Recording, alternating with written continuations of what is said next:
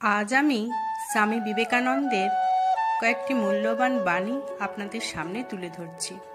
স্বামীজি বলেন, আগুন দিয়ে যেমন লোহা চেনা যায়, তেমনি মানুষের ব্যবহার দেখে তার চরিত্র বিচার করা যায়।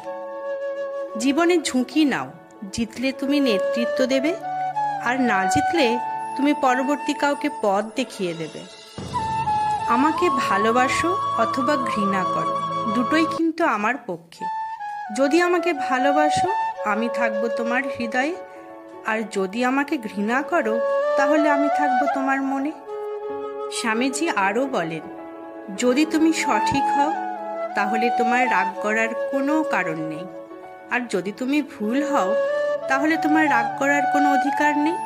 অর্থাৎ মন থেকে রাগকে মুছে ফেলো। স্বামীজি বলেন, প্রিয় বৎস, জানিবে কোনো বড় কাজ গুরুতর পরিশ্রম ও কষ্ট স্বীকার ব্যতীত হয় না। তাই কোনো বড় কাজ করতে গেলে পরিশ্রম ও কষ্ট করে যাও। ভগবান সকলের হৃদয়ে বিরাজ করিতেছেন।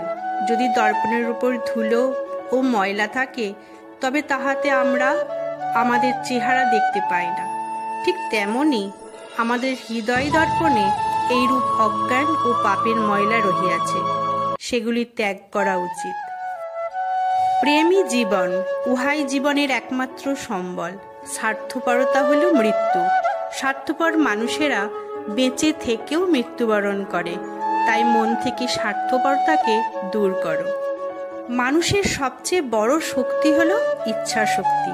এই ইচ্ছা শক্তি জগৎকে পরিচালিত করিয়া থাকে।